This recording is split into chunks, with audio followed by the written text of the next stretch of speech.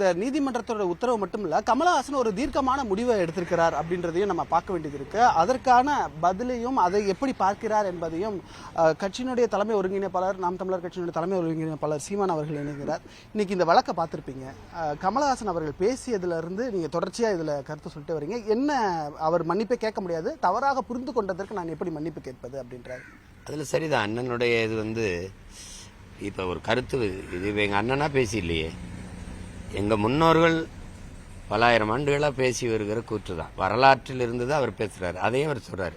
நான் சொன்னது வாய் வார்த்தையா சொல்லல, வரலாற்றிலிருந்து தான் சொல்றேன்.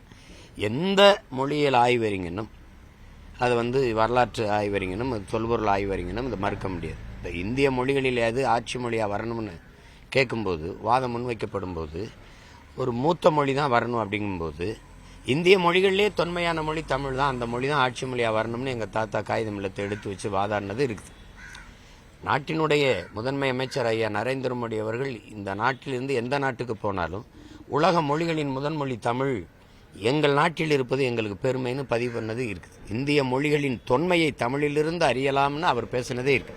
நாட்டின் பிரதமரே இதை எங்களுடைய மூதாதைகள், குறிப்பா எங்கள் மொழி ஞாயிறு தேவனைய பாவாணர், எங்களுக்கு பெரும் பெரும் தமிழறிஞர்கள் கியாபி விஸ்வநாதம், அண்ணல் தங்கம், மறைமலையடிகள், இப்படி அளப்பெரிய தமிழறிஞர்கள், இறைக்குரு இறையனார், இப்படி ஏகப்பட்ட பேர் இருக்கிறாங்க. இப்ப இதுல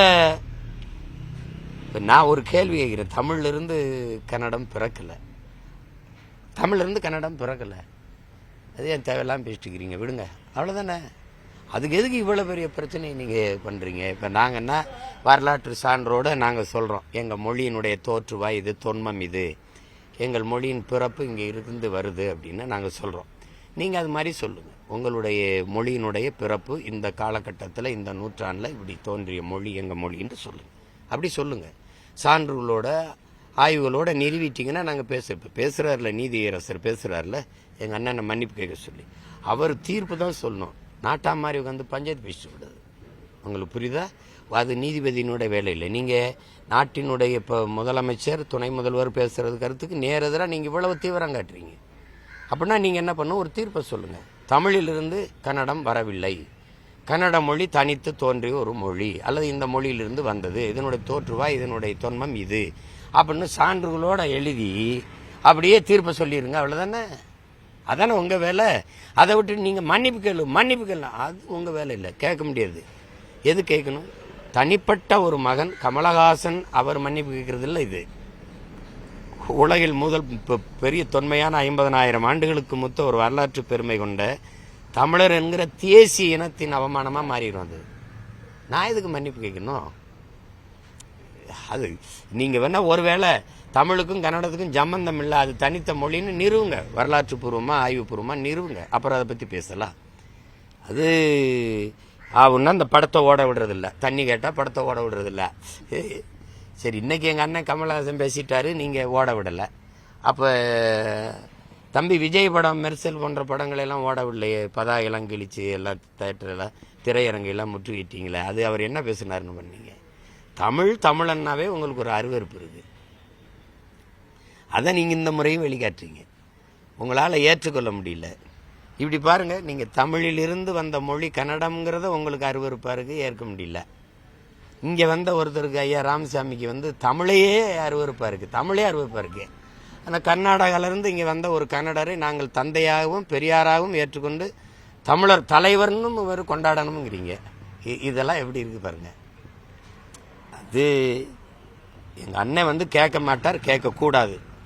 கர்நாடக மாநிலத்தில் இந்த படம் ஓடி என்ன வருமானம் வருமோ அதை விட பல மடங்கு உலகம் பூரா இருக்க தமிழர்கள் இந்த படத்துக்கு வருவாயை கொடுப்பாங்க. இது ஒரு படத்தின் பிரச்சனை இல்லை, ஒரு இனத்தின் பிரச்சனை. இனமா பணமா என்பது இனத்தின் பக்கம்தான் எந்த மானமுள்ள தமிழன்னு நிற்பான்.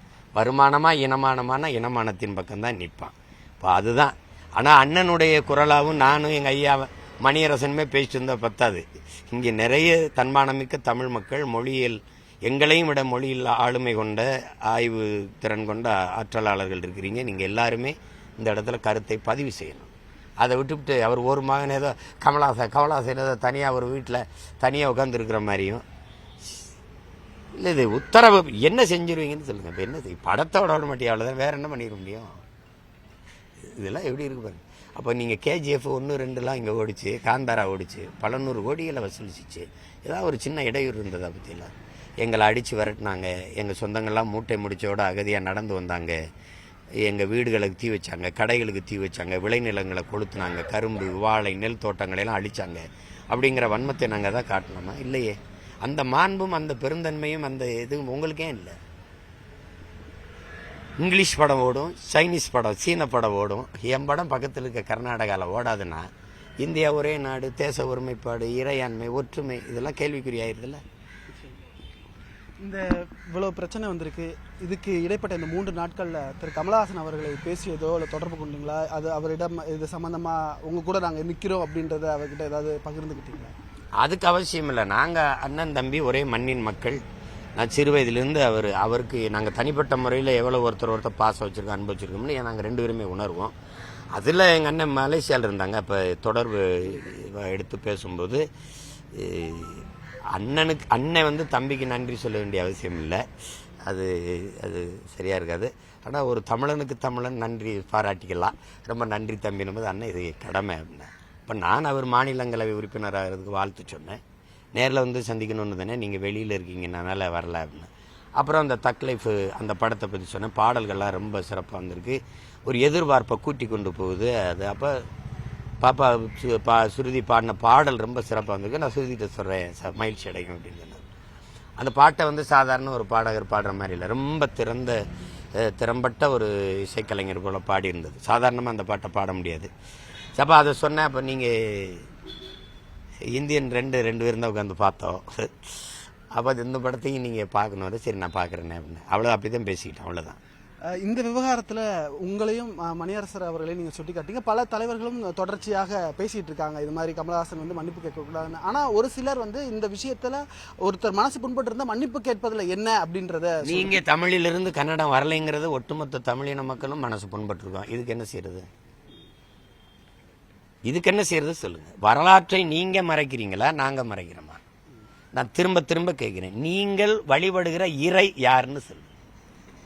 உலகத்தில் இந்த நிலத்தில் இருக்கிற எல்லாருக்கும் கடவுளை கடன் கொடுத்த இனத்தின் மக்கள் நாங்கள். இறையை கொடுத்துருக்கோம், இனாம் கொடுத்துருக்கோம், இலவசமாக கொடுத்துருக்கோம். அப்போ நீங்கள் வணங்குற சிவன் லிங்காயத்துன்னு ஒரு சமூகம் இருக்காங்க.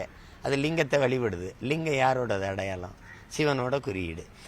சிவனை வணங்குறீங்க. திருமலை தெலுங்குல ஆந்திராவில் இருக்கிற மக்கள்லாம் வெங்கடாசலபதி ஸ்தலபதி அப்படிங்கிறது சமஸ்கிருத சொல்லார், வட சொல்லார்கள். திருமாலுங்கிறது எந்த மொழி சொல்? திருமாலுங்கிறவன் யார்?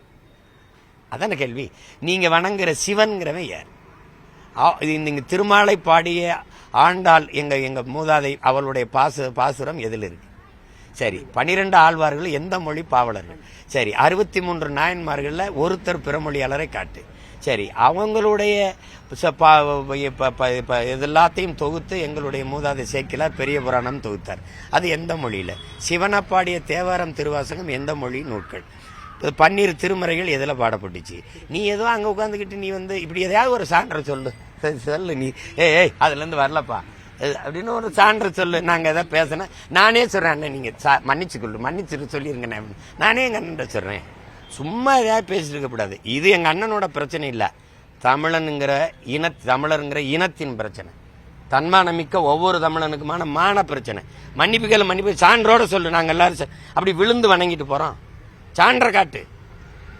சும்மா உன் மொழியின் தொடக்க நூற்றாண்டு எது? என் மொழியின் தொடக்க நூற்றாண்டு இது.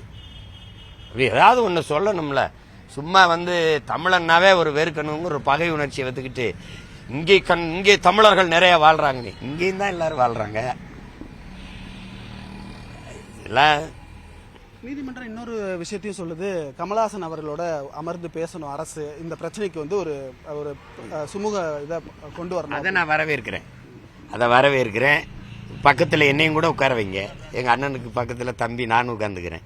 சும்மா அதில் நீங்கள் பேசி தீருங்க. இதில் இதை போய் பிரச்சனையாக்காதீங்க. தமிழர்கள் எந்த மொழியும் இழிவாக சொல்கிற மக்கள் இல்லை, தாழ்த்துற மக்கள் இல்லை.